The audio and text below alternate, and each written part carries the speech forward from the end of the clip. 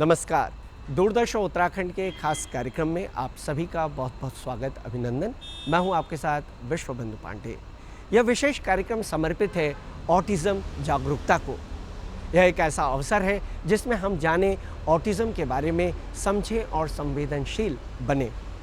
आइए मिलकर जानें कि कैसे सही जानकारी, सहयोग और संवेदना से ऑटिज्म से जुड़े बच्चों का भविष्य बेहतर बनाया जा सकता है। तो चलिए ले चलते हैं आपको इस कार्यक्रम में। रविवार 20 अप्रैल 2025 को उत्तराखंड की राजधानी देहरादून में ऑटिज्म कार्निवल का आयोजन किया गया। एक ऐसा मंच जहां ज्ञान, संवेदनशीलता और समझ का अद्भुत संगम देखने को मिला। इस विशेष आयोजन में ऑटिज्म विशेषज्ञों ने हिस्सा लिया। ऑटिज्म से जुड़े बच्चों के अभिभावकों को ऑटिज्म के लक्षणों, कारणों और इसके व्यावहारिक पक्षों की विस्तार से जानकारी दी गई। ऑटिज्म एक न्यूरो डेवलपमेंटल अवस्था है जो बच्चों के सामाजिक व्यवहार, संवाद और सीखने की प्रक्रिया को प्रभावित करती है। इसके लक्षण और प्रभाव हर बच्चे में अलग अलग हो सकते हैं। कार्यक्रम में विशेषज्ञों ने बताया कि ऑटिज्म कोई बीमारी नहीं, बल्कि एक अलग तरह से सोचने समझने का तरीका है। समय रहते पहचान और सही सहयोग से ऑटिस्टिक बच्चे भी जीवन में आत्मनिर्भर और सफल हो सकते हैं। इस दिशा में सबसे पहला कदम है अभिभावकों की जागरूकता। माता पिता को यह जानना आवश्यक है कि यदि बच्चा बोलने में देर कर रहा है, नजर मिलाने से बच रहा है, दोहराव वाले व्यवहार कर रहा है या सामाजिक मेल जोल में रुचि नहीं ले रहा है, तो ये संकेत हो सकते हैं कि उसे विशेष सहायता की आवश्यकता है। आज ये अप्रैल ऑटिज्म अवेयरनेस मंथ सेलिब्रेट कर रहे हैं हम। इस उपलक्ष्य में सबसे पहले तो ऑटिज्म होता क्या है? तो ऑटिज्म एक न्यूरो डेवलपमेंटल डिसऑर्डर है जो कि करीब 60 में से एक बच्चे को होता है। ये वर्ल्ड वाइड प्रेवलेंट है और कोई ऐसा रिस्क फैक्टर नहीं है। हम ये नहीं कह सकते कि इस वजह से ऑटिज्म है। छोटी छोटी चीज़ें हैं जो कि दिखाई जाती हैं या रिसर्च में, लिटरेचर में कही गई हैं, जैसे कि जेनेटिक बेसिस होता है। 400 करीब जीन्स हैं जो कि ऑटिज्म के संग लिंक्ड हैं, लेकिन ऐसा 1-to-1 कोरिलेशन नहीं है। कहते हैं मैटरनल स्ट्रेस ड्यूरिंग प्रेगनेंसी है, कुछ ड्रग्स हैं जो ऑटिज्म से कोरिलेटेड हैं। अगर फैमिली में किसी को ऑटिज्म है तो भी हाई रिस्क ऑटिज्म होता है। बॉयज़ में 4 गुना ज़्यादा ऑटिज्म होता है। तो ये सारे रिस्क फैक्टर्स हैं क्योंकि जो कि ऑटिज्म के संग लिंक्ड हैं, लेकिन ऐसा कोई 1-to-1 कॉज नहीं है कि इस वजह से ऑटिज्म होता है। ऑटिज्म अगर हम समझें कि ऑटिज्म क्या है तो हिंदी में इसको हम ट्रांसलेट कर सकते हैं स्वमग्नता। बच्चा अपने आप में मग्न है। डायग्नोसिस के लिए हमें 2 मेन कोर फीचर्स होते हैं। पहला होता है सोशल कम्युनिकेशन एंड इंटरेक्शन बच्चे का ना होना, और दूसरा होता है repetitive behaviours and restricted interest. जब ये दोनों कोर फीचर होते हैं तब हम इसको ऑटिज्म लेबल करते हैं। अगर हम पहला कोर फीचर समझें, यानी सोशल कम्युनिकेशन एंड इंटरेक्शन, मतलब बच्चा हो सकता है बोलता हो लेकिन वो कम्युनिकेट नहीं करना चाहता, यानी कि उसमें चाहत नहीं है कि वो अपने इन्वायरमेंट से बाहर आके और आपके पास आके कम्युनिकेट करे। हो सकता है नीड, अगर उसको चाहिए कुछ आपसे, आपको ढक्कन खुलवाना है तो बोले खोलो, या उसको कुछ खाने को चाहिए तो आपको बोले कि वो दे दो। लेकिन अगर वो हम उसे कहें कि आज स्कूल में क्या हुआ, तो हो सकता है वो ना बोले। तो ज़्यादातर बच्चे की जो कंप्लेन आती है कि वो ऑटिज्म से, जिसमें हम सस्पेक्ट करते हैं, वो है पहला कि बच्चा रिस्पॉन्स टू नेम नहीं देता। अगर हम उसको नाम से बुलाते हैं तो वो देखता ही नहीं है, लेकिन अगर हम उसको कहेंगे चॉकलेट तो तुरंत देखेगा। क्यों? वो उसका इंटरेस्ट है। दूसरा जो कंप्लेन आती है स्पीच एंड लैंग्वेज डिले, तो ज़्यादातर ये बच्चे देर में बोलते हैं। बट ये मैंडेटरी क्राइटेरिया नहीं है कि बच्चे देर में बोलना। बहुत सारे वर्बल ऑटिज्म भी होते हैं जिनमें बोलना होता है लेकिन वो कम्युनिकेट नहीं करते, या उनको ये नहीं पता कहाँ क्या बोलना है। और जो स्पीच भी होती है बहुत मोनोटोनस स्पीच होती है, उतार चढ़ाव या वॉइस मॉड्यूलेशन नहीं होता।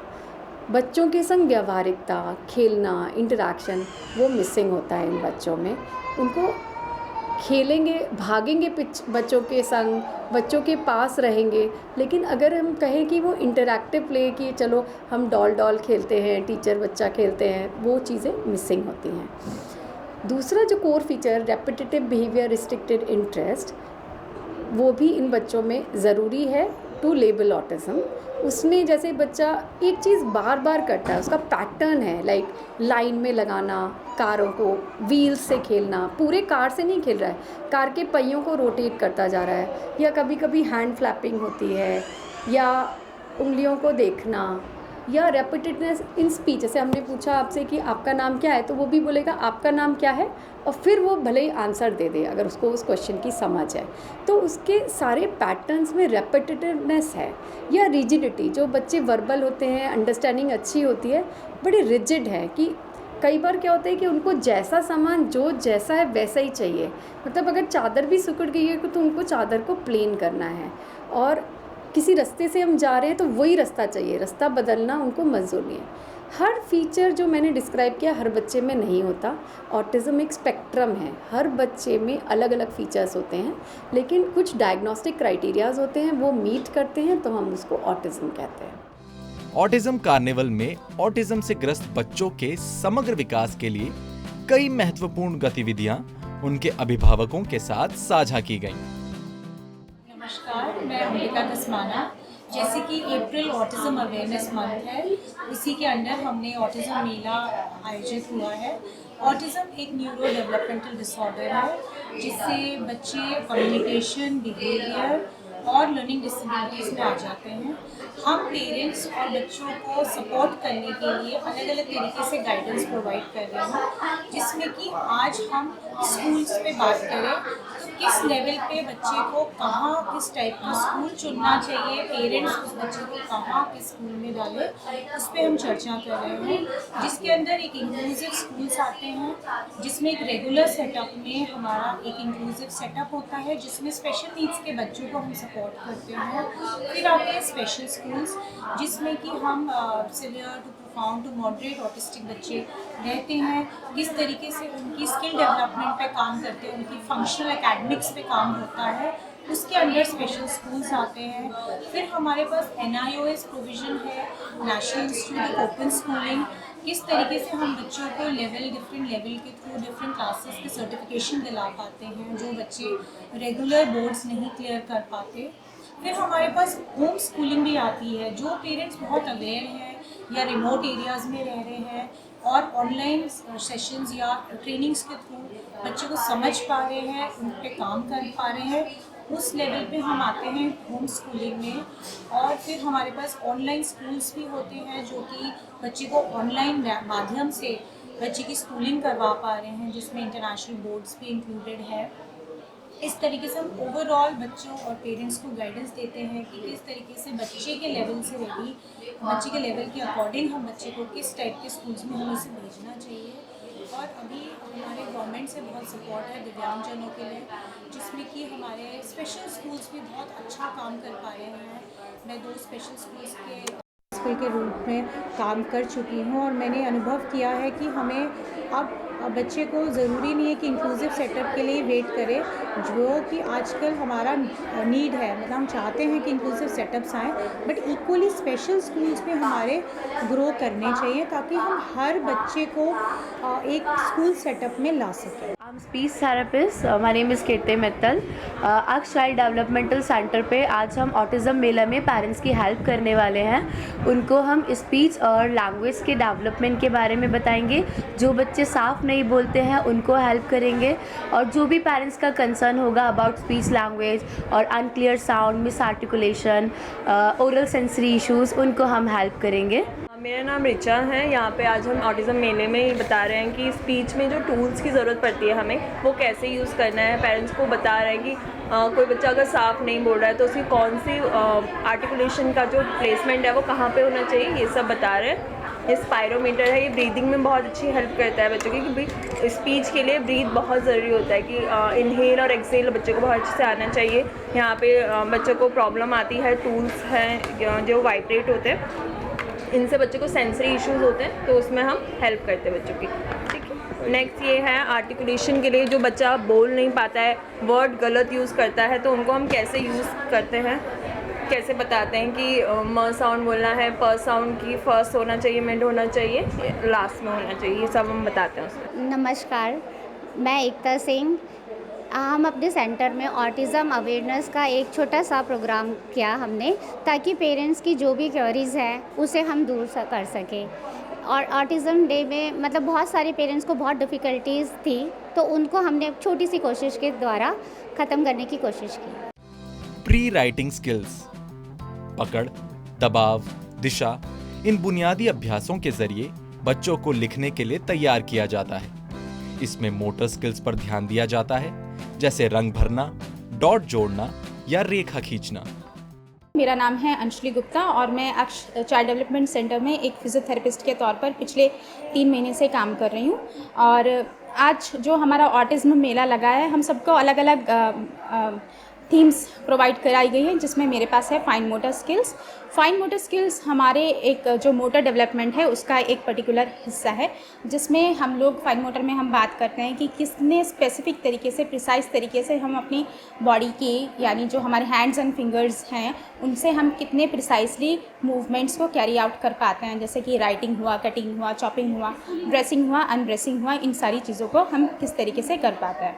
जब हम स्पेशल नीड में काम करते हैं तो हमारे जैसे ऑटिज़म के बच्चे हैं कई सारे, तो उनसे एक ये चीज़ हमें बहुत कॉमनली देखने को मिलती है। कई पेरेंट्स बोलते हैं कि बच्चे चीज़ों को पकड़ते नहीं हैं, या फिर जैसे कि ड्रेसिंग अनड्रेसिंग में उनको प्रॉब्लम होती है। तो उन सारी चीज़ों को हम अपनी अलग अलग एक्टिविटी से कैसे टैकल करते हैं, यही सारी चीज़ें हम लोग फाइन मोटर स्किल्स में बता पाते हैं। जैसे कि एक बहुत इंटीग्रल पार्ट रहता है हमारा फाइन मोटर का, जिसको हम बोलते हैं आई हैंड कोऑर्डिनेशन, है ना। आई हैंड कोऑर्डिनेशन यानी हम अपने हैंड्स और आईज से विजुअली देखकर हम अपने हैंड्स का किस तरीके से यूज़ कर पा रहे हैं, वो सारी चीज़ें हमारी आई हैंड कोऑर्डिनेशन में आते हैं। उसके लिए मैं एक एक्टिविटी अगर आपको बताऊं तो वो सबसे पहले हमारी एक्टिविटी है बीडिंग। यानी हमारे पास अगर स्ट्रिंग है, दूसरा हमने बीट लिया और उसको हमने किस तरीके से इसमें स्ट्रिंग किया, तो ये सारी हमारी आई हैंड कोऑर्डिनेशन में आती है। दूसरा ग्रिपिंग, यानी अलग अलग जैसे हम थंब और इंडेक्स फिंगर का यूज़ किस तरीके से एनहांस करा सकते हैं, उसके लिए हम ये पज़ल बोर्ड एक्टिविटीज़ बच्चों को करा सकते हैं। इसके अलावा हमारे पास जो क्लॉथ पिन एक्टिविटीज़ हैं, क्लॉथ क्लिप एक्टिविटीज़ हैं, उसके थ्रू भी हम अपना जो हैंड की मसल स्ट्रेंथ है उसको इम्प्रूव करा सकते हैं, आई हैंड कोऑर्डिनेशन इम्प्रूव करा सकते हैं। आगे चलकर जब ये एक्टिविटीज़ में बच्चे अच्छे हो जाते हैं, एनहांस कर जाते हैं, उसके बाद उनकी जितनी भी प्री राइटिंग स्किल्स हैं स्कूल्स की, जैसे कि उनका कलरिंग हुआ, पेस्टिंग हुआ, ये सारी चीज़ों में इम्प्रूवमेंट बच्चों को देखने को मिलता है। हेलो, मैं स्पेशल एजुकेटर बबीता देवरानी। आज मैं बात करूंगी प्री राइटिंग स्किल पे, कि बच्चे की प्री राइटिंग स्किल के लिए क्या क्या ज़रूरी है। कि उस प्री राइटिंग स्किल के लिए बच्चे का सबसे पहले पाम और फिंगर, ये दोनों साथ काम मूव होता है, तब जाके बच्चा राइटिंग पे काम कर पाता है। ठीक है, तो अक्सर ऑटिस्टिक बच्चों का ये देखा जाता है कि दोनों हाथों से एक्टिविटी करते हैं, जिसके लिए हम अलग अलग एक्टिविटियाँ बनाते हैं बच्चों के लिए। हमारे स्पेशल बच्चों में ये दिक्कतें बहुत होती है। तो पहले तो हम बच्चे के पोस्चर पे ध्यान रखते हैं कि जो प्रोपोर्टिव होता है बच्चे का पोस्चर ये सही रहे, कि ऐसा ना हो एक हाथ हवा में हो, बच्चे का ये पोस्चर बिल्कुल सही है। दूसरा, कई बार बच्चों के ये पाम में उतनी स्ट्रेंथ नहीं होती है कि बच्चा पेंसिल होल्डिंग अच्छे से कर सके, तो पाम की उसके लिए हमने अलग अलग एक्टिविटियाँ, जैसे नॉर्मल एक्टिविटियाँ हैं, जैसे ढक्कन खोलना, एक बहुत छोटा सा टास्क है, ये सब पाम की एक्सरसाइज हैं। तो मैंने ये अलग अलग कि आपको बड़े से लेके बिल्कुल आपको लास्ट छोटे तक जाना है। इससे फाइन मोटर आपको ये इसलिए कराई जाती है कि बच्चे का ट्राइपॉड सही हो। उसके बाद बच्चे की एक्सरसाइज अलग अलग लेवल की ball, squeeze and blow. Next, ये अलग अलग टेक्सचर और अलग अलग स्ट्रेंथ, ये बॉल की एक्सरसाइज है। फिर सबसे इजीली जो घर में प्रोवाइड हो जाती है, ये एक बॉल से दूसरे बॉल में पानी को ट्रांसफ़र करना। ठीक है, नेक्स्ट एक्सरसाइज है कि हमने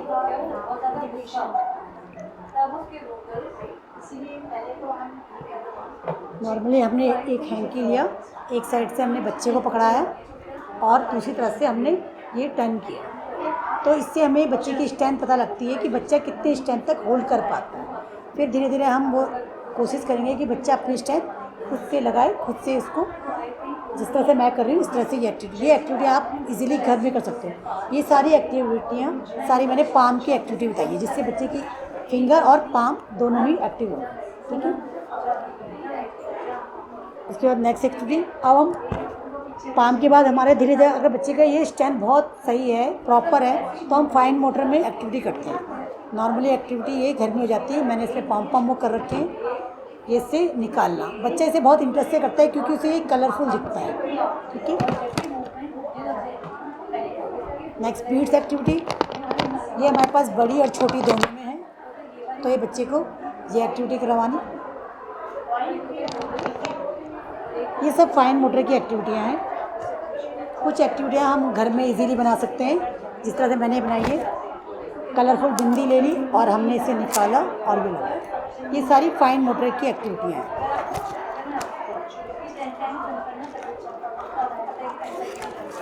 नेक्स्ट एक्टिविटी, इस तरह से कलरफुल आप बनाएंगे जिससे बच्चा इजीली करेगा।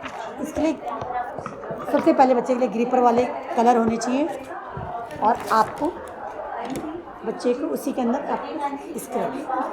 ठीक है, अगर बच्चे का काफ़ी अच्छा है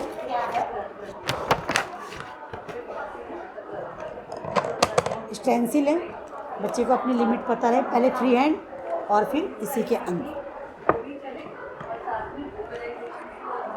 अंदर करना, अलग अलग शेप्स और डिफरेंट कलर।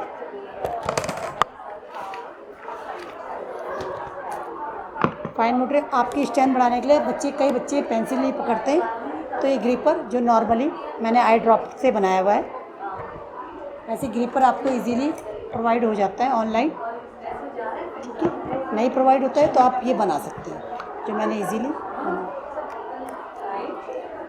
बच्चे की स्ट्रेंथ के लिए आप डिफरेंट एक्टिविटी, पेंसिल लिया, किसी भी बॉक्स में आपने पहले वो करवाया,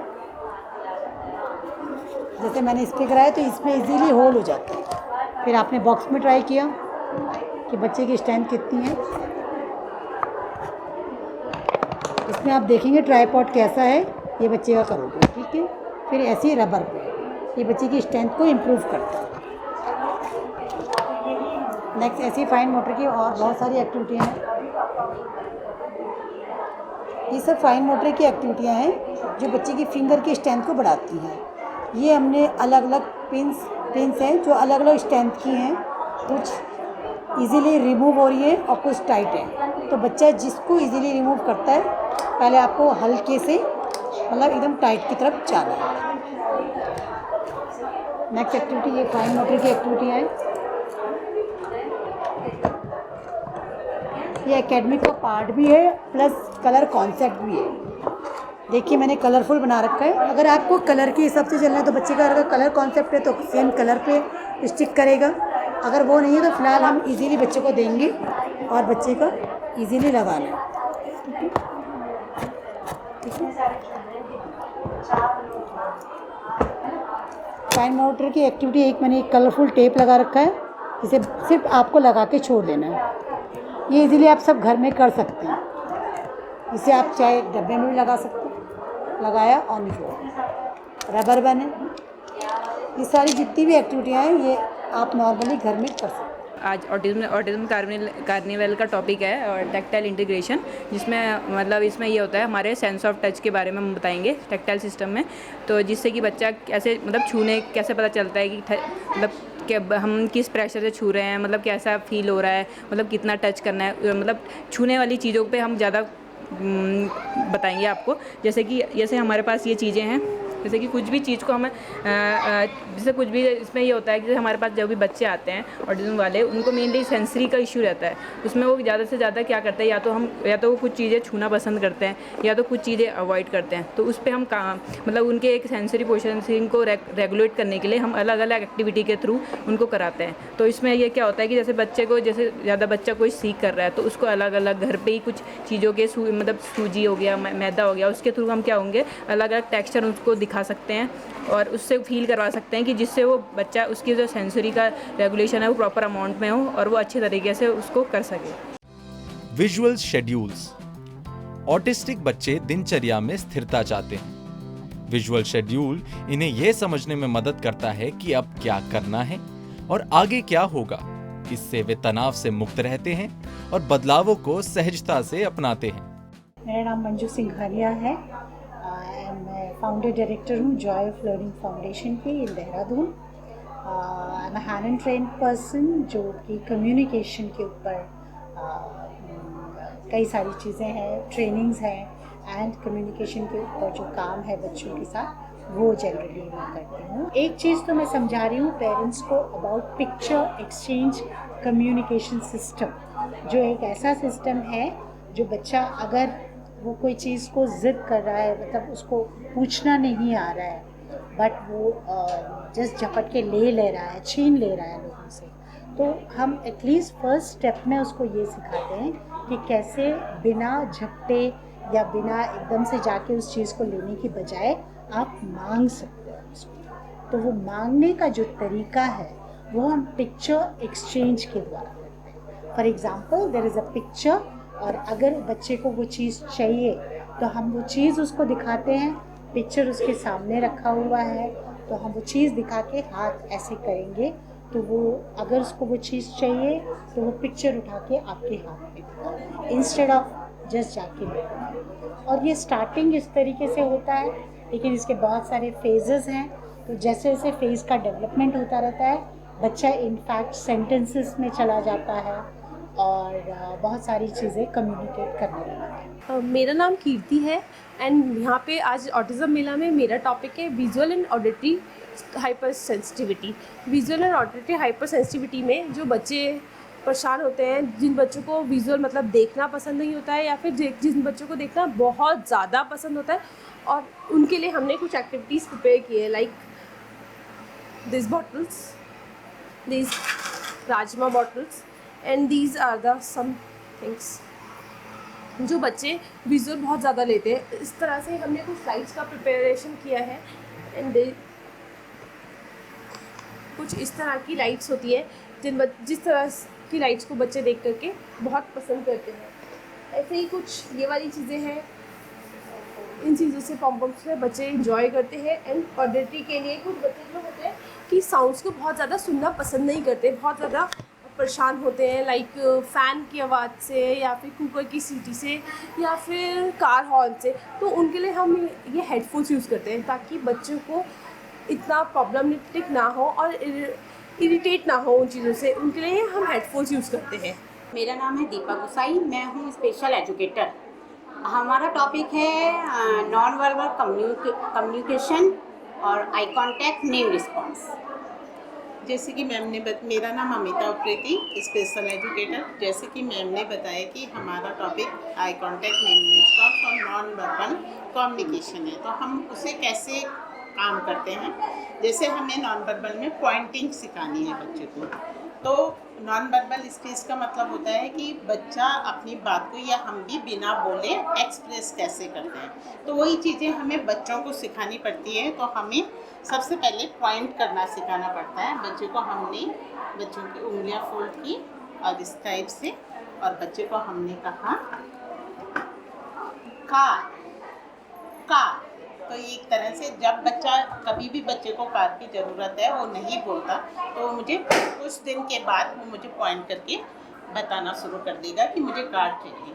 इसी तरह से हम पानी, खाना, डेली नीड, तो इस तरह से करते हैं। और आई कांटेक्ट के लिए हम क्या करते हैं, हमारी सिटिंग जो होनी चाहिए वो प्रॉपर होनी चाहिए।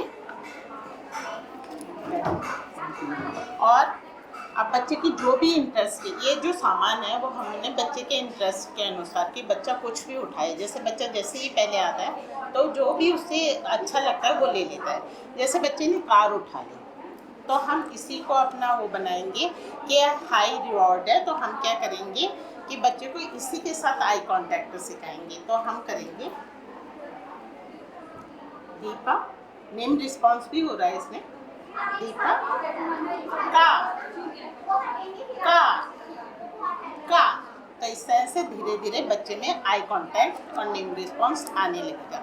फिर हम धीरे धीरे हम कभी भी बच्चे को चिल्ला के नहीं बोलेंगे, हम धीरे से बोलेंगे। अगर हमें बोलना है तो दीपा नेम रिस्पॉन्स के लिए। हम पीछे से भी बोलेंगे तो इस तरह से दीपा, अगर हम बोलेंगे दीपा, क्योंकि अगर बच्चा सुन नहीं रहा है तो हम क्या करते हैं, हम चिल्लाते हैं, तो उसके लिए नेगेटिव रेनफोर्समेंट हो जाते हैं। तो हमें पॉजिटिव वे में हमेशा काम करना है। अप्लाइड बिहेवियर एनालिसिस ABA ये एक वैज्ञानिक पद्धति है जिसमें बच्चों के व्यवहार को समझकर उन्हें सकारात्मक दिशा दी जाती है।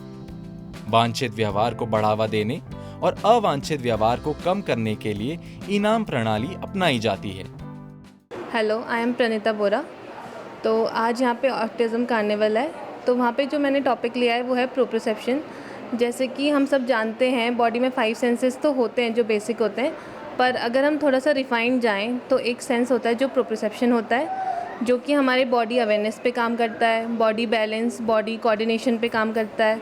तो वही हम यहाँ पे बच्चों को सिखाते हैं। जैसे कुछ बच्चे बैलेंस प्रॉपर्ली नहीं कर पाते, अगर चलते हैं तो उनका बैलेंस मतलब सही से नहीं हो पाता, तो उस चीज़ों के लिए हम कुछ एक्टिविटीज़ कराते हैं। जैसे कि हमने यहाँ पे अभी एक प्रोप्रोसेप्टिव पाथवे बनवाया है, तो इसमें हम बच्चे को चलाएंगे, उसमें उसका बॉडी का बैलेंस काम करेगा, वो कोऑर्डिनेशन करेगा। तो ये प्रोप्रोसेप्टिव पाथवे पे हम चलवा सकते हैं। बाकी जॉइंट कंप्रेशन दे सकते हैं बॉडी को काम करने के लिए। माई सेल्फ पूजा बिस्ट। तो आज के कार्निवल में मेरा टॉपिक है वेस्टिबुलर इंटीग्रेशन। तो सबसे पहले हम वेस्टिबुलर की बात करते हैं तो ये हमारी बॉडी का एक सेंस होता है जो हमारी बॉडी में बैलेंस और बॉडी मूवमेंट के लिए रिस्पॉन्सिबल होता है। अगर इसी सिस्टम में कुछ प्रॉब्लम हो जाती है तो जो ऑटिस्टिक बच्चे होते हैं इसमें वो या फिर भागते रहते हैं या दौड़ते रहते हैं या बैठे हैं तो बैठे ही हैं। अगर बैठे हैं थोड़ा सा भी मूवमेंट हो तो उन्हें डर लगती है।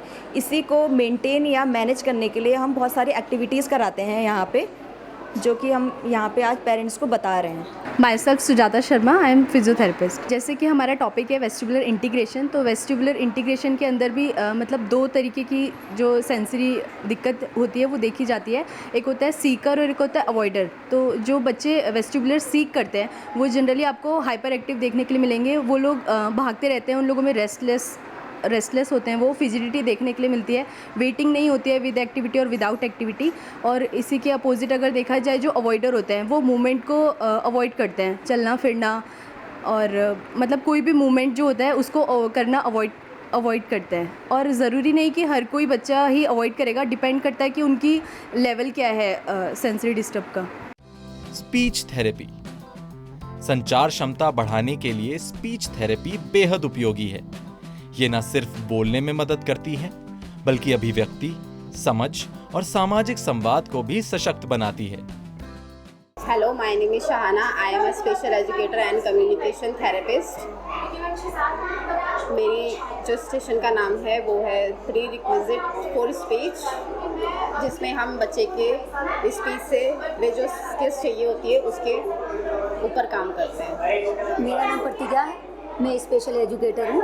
हम स्पीच से पहले बच्चों को क्या क्या स्किल आना चाहिए हम उसके बारे में बताते हैं। जैसे ब्लोइंग आना चाहिए बच्चों को, सीपिंग आना चाहिए, आइडेंटिफिकेशन आना चाहिए, मैचिंग आना चाहिए, जिससे कि बच्चा स्पीच करने से पहले ये सारी चीज़ें अच्छे से जान पाए ताकि उसको स्पीच में इम्प्रूवमेंट आए।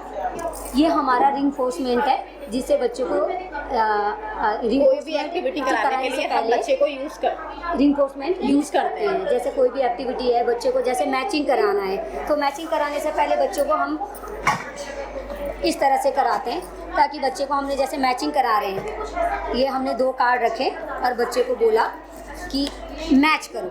कैट बच्चा नहीं कर रहा है, ठीक है, तो हमने उसको रिइंफोर्समेंट दिखाया कि आपको क्या चाहिए इसमें से।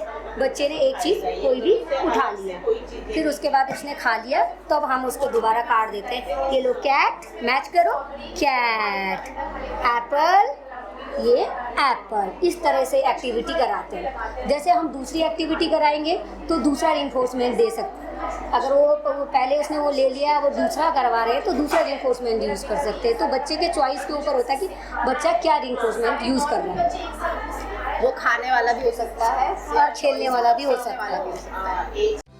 इन सभी सेवाओं को अलग अलग विशेषज्ञों के सहयोग से अभिभावकों को प्रदान किया गया। उद्देश्य सिर्फ यह नहीं कि बच्चा बोले, बल्कि वह सुने, समझे, जुड़े और आगे बढ़े। मेरा नाम अभिषेक है। मेरा बेटा है 6.5 साल का, तो वो ऑटिज़म से पीड़ित है।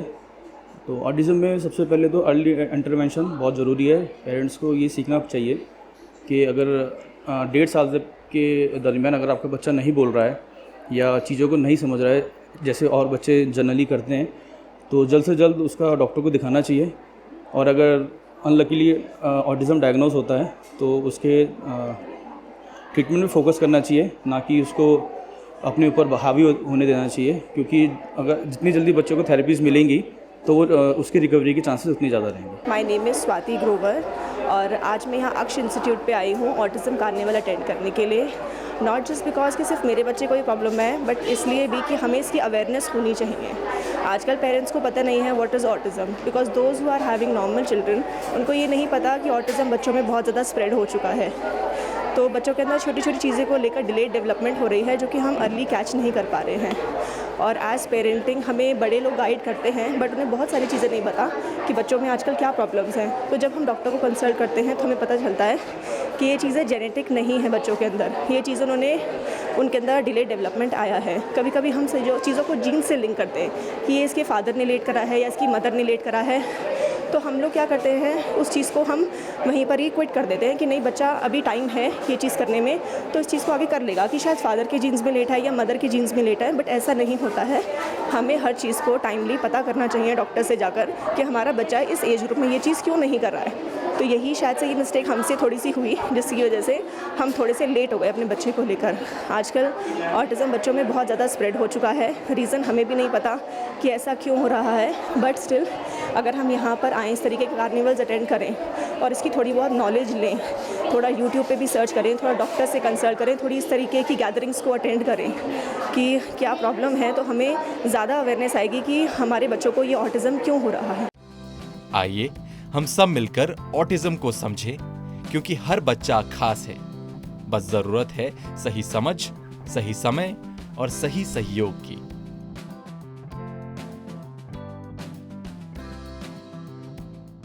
तो दर्शकों, इस कार्यक्रम में हमने समझा कि ऑटिज्म कोई कमी नहीं, बल्कि सोचने और महसूस करने का अलग तरीका है।